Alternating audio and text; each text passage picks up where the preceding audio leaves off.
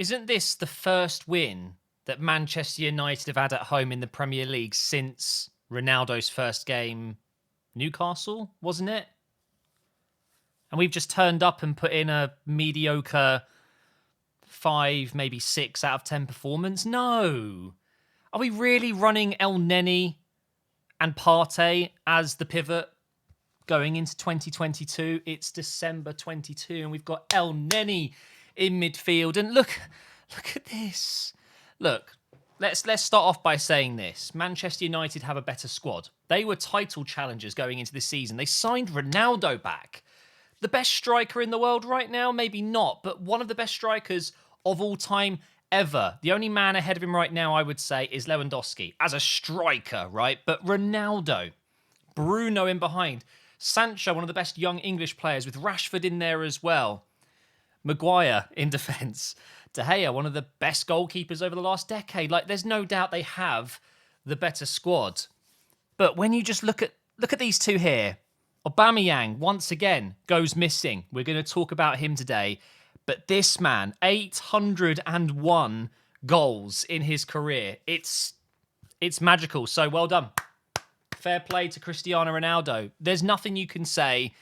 He was just phenomenal tonight.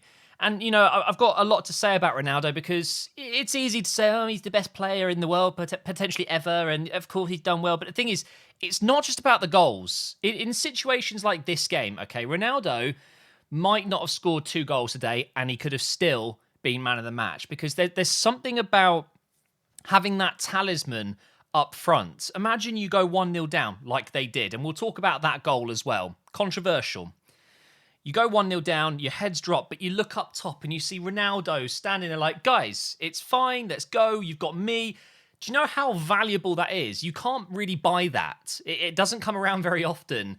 He adds more than just goals. And, just having that compared to Aubameyang is, for me, enough to justify Man United winning this game.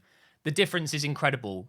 He's older than Aubameyang, but looks younger the way he runs around the pitch. He's got way more top-level experience. You know, what I mean by that is Ronaldo has been one of the best players of all time ever for the last 10 years. And Aubameyang, whilst he's been one of the best and one of the top elite strikers, he's never reached that level, has he? Let's be honest. And now he's captain. He's got this big deal and he's just gone. I think it's time. I think it's time. Aubameyang needs to be dropped. He really does. I love the guy, and it sucks. But that's the first thing you just got to think about, really. Who's leading the line?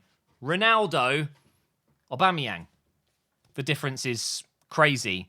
Let's talk about that first goal because, yeah, I mean, it's controversial. Here's where I stand. Okay, so for those of you who haven't seen it, was it a corner? I think it might have been a corner, or was it a cross or a free kick? Basically, the ball's come into the box, and Fred has accidentally, I would hope, kind of raked down on De Gea's leg, and De Gea's gone down on the floor. He's in a lot of pain, and it looked painful. Just remember, though, this was Fred that did this. The ball ends up with Smith Rowe, and he volleys it into the net where De Gea is on the floor. Okay? No whistle at this point. There's no foul. And there's no head injury. The whistle hasn't gone for that reason, okay? There's nothing to blow up for, right? And we score. And there was a long pause. You know, I think VAR wants to check that it wasn't a foul from an Arsenal player. And I think that there's 2 ways of looking at this. You've got from a morale perspective or a sportsmanship perspective, maybe it's a little bit unfair for the Arsenal players to score. Because there's a goalkeeper down, and I think, yeah, I would also be a little bit upset by that. But then if you look in the other way, which is the letter of the law, how football is meant to be played, there was no foul, there was no head injury, and there was no whistle. Arsenal players, I think when you watch the replay, you'll see they don't really know what's gone on there. They're playing to the whistle. Emile Smith-Rowe sees an opportunity to have a shot, and it goes in. And rightly so, the goal is given. It's not down to the Arsenal players. It's not down to the Manchester United players. There is no foul play there. It's a complete accident, okay? The referee is at fault here. He looked as if he was about to blow his whistle, and then the shot came in and he stopped himself. This is a refereeing issue. So I don't want to see any of the, oh, Arsenal always cheating or unsportsmanship. Like, I don't think that's fair. But I also understand why United fans would be upset. But thankfully the game wasn't decided by that goal. But it's definitely worth talking about. It doesn't happen. That doesn't happen very often at all. It was quite incredible, really, if you think about it. But yeah, we got the goal and we looked good for it, by the way. We had, I think, a very good first 10, 15, 20 minutes. Specifically, this man here, Smith Rowe, and this man here, Martinelli, they were doing absolutely fantastic. Now, of course, Saka was dropped. He's picked up an injury and needed to potentially come on as a sub, which he did, but just have a rest. So I guess that's not really being dropped. But he was taken out of the team and Martinelli started and he took his chance. My God, Martinelli was fantastic. I just realised I'm not showing you the screen. Here we go. Martinelli with a 7.7. I think he deserved a lot more than that. He got himself the assist. Fair play to El Neni as well. He wasn't terrible today. It's just the fact that it's happening. We're still playing El Neni. It's mental to me. It really is. He got a 7.8. He was technically our best player, so I guess I shouldn't be too harsh on him. But yeah, him and Smith Rowe, Martinelli and Smith Rowe were certainly fantastic. And this guy right here, I think a 6.7 is very harsh. I think Tavares actually was pretty impressive. Yeah. There's not much Ramsdale could have done on any of the goals. I think it's just the Fernandes goal was just sheer quality. And of course, the penalty that Ronaldo scored, unstoppable. And Ronaldo's goal as well, just really good play. And I would say it was down to White and Gabriel not closing down and Tavares letting him cut inside and get the cross and things like that. So I have nothing wrong with the score. I think 3-2, it is what it is. Ødegaard scored, but also gave away a penalty, which if you want to go and see that, please do, because that is what not to do in the box. He's gone in behind. He's not even goal side. And he's just completely taken Fred out. I don't know how the referee didn't give a penalty straight away. It's had to go through to VAR. It was an absolute stonewall penalty. Yeah, stupid from Ødegaard. It really was. Let's have a quick look at the stats. By the way, going into this game, 83,000 votes, 56% thought that United would win. I was one of those guys. I know that sounds bad, but going to Old Trafford and getting a win when they've just switched managers and they're struggling over the last few months, they're always going to have a nice kind of pick-me-up, weren't they? And unfortunately, we've come at the wrong time in a way. I think if this was a few weeks ago, we would have won this game quite comfortably. But also, you know, the last time we won at Old Trafford, obviously it was Aubameyang's penalty. Even that game, we didn't really win the game, if you know what I mean. So I did feel like United were going to win. But you can see here, possession-wise, we did have more of the ball, but it wasn't as meaningful. You know, looking at the big chances, and this is where I'm going to get your comments involved in a minute. This is where I think we really are struggling at the moment. You talk about Ronaldo and Aubameyang, it's night and day. You've got a striker in Ronaldo that, yeah, he has a few shots that maybe are a bit greedy and don't go to plan. They're not very good shots, but he comes up with goals. He just gets you the goal, and Aubameyang's just not doing that, and we don't have the goals anywhere else. We've had 17 shots today with an expected goals of 1.2. It's shocking. Aubameyang was offside at one point. He went through on goal, and it was saved by De Gea, and I remember I was talking to a friend of mine at the time on Discord. I was like, I'm done. I can't watch this. Aubameyang cannot lead the line anymore. He can't. It's not good enough. It just isn't. Let's get your comments in because I could go on about this all day. This is from Mohammed. He says, we need a new striker. That's it. That's the tweet after this game. Exactly. By the way, if you want to get your comments featured, look out for a tweet like this at the end of every Arsenal game. Get your comments. It's over on Twitter, twitter.com/MGH. You can see I am verified. You can't really miss me. Yeah, I mean, he's nailed it, really. We need a new striker. Vlahovic, Isak, whoever, I don't care. Just someone that's fresh, that will make those runs. I just think Aubameyang, there's no doubt he has ability still. He's still a good football player, but he doesn't make those runs anymore. He's lost that edge, his pace, and I feel like he's not up for it anymore. I don't know. I don't know how to explain it. Next one, we've got give Suarez a second chance, hashtag. Ødegaard completely ruined it for us. I don't know about that. Don't think United were much better than us tonight. I think they were. I wouldn't say we deserved to get smashed tonight, but we didn't. It was 3-2 and the better team won at the end of the day. But I don't necessarily agree with this. I think, firstly, Ødegaard scored us a goal.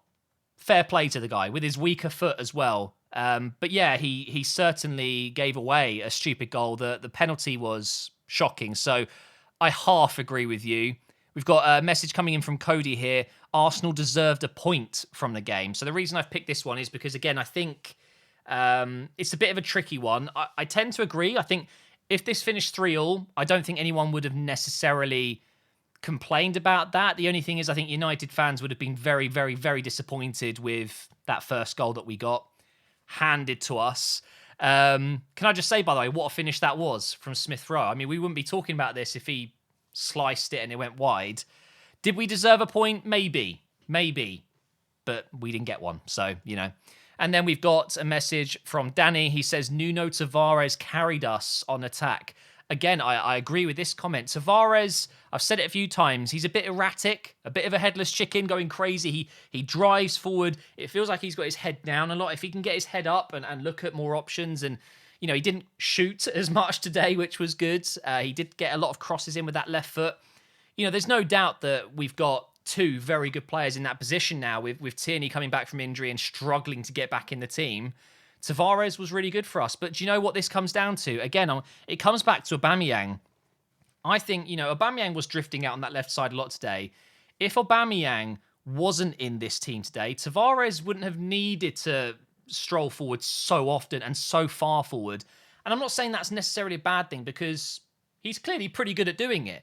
But if we had a proper striker that wasn't drifting out wide and taking up that space. And Tavares, I'm guaranteeing you, he would say it to you right now. If you hooked him up to a lie detector test and you asked him, do you feel like you need to support Aubameyang right now because he's not doing enough on his own? He'd say yes. I have to be there. If Aubameyang receives the ball and I'm not near him, we lose any kind of edge we had in that attack. And he feels like he needs to be there. And then, of course, he gets caught behind him.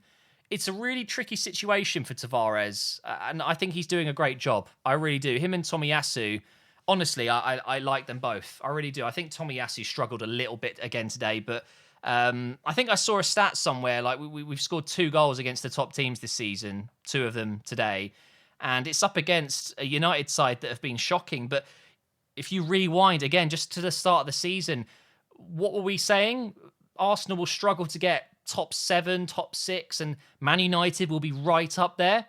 It turns out that even if you do sign Ronaldo and Varane, who's missing obviously lately, and Sancho, who's just coming good now, doesn't mean you're automatically going to be successful. But I think ultimately what you saw today is 2 giant clubs, especially United. They're certainly the biggest club out of the 2, perhaps the biggest club in England still really struggling. And, they've done well to get the win today, and fair play to them.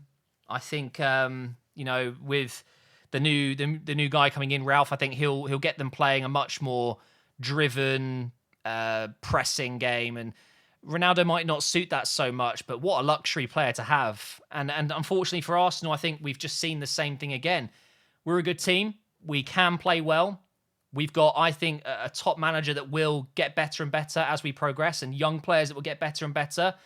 But right now, without a new striker, whether it's in January or the start of next season, we're not going to get much better than this. I think we've peaked this season, unfortunately, is what I'm feeling right now. I don't see us improving much. I think, we're still above United. We're still in 5th place. This was an opportunity to get into that top 4.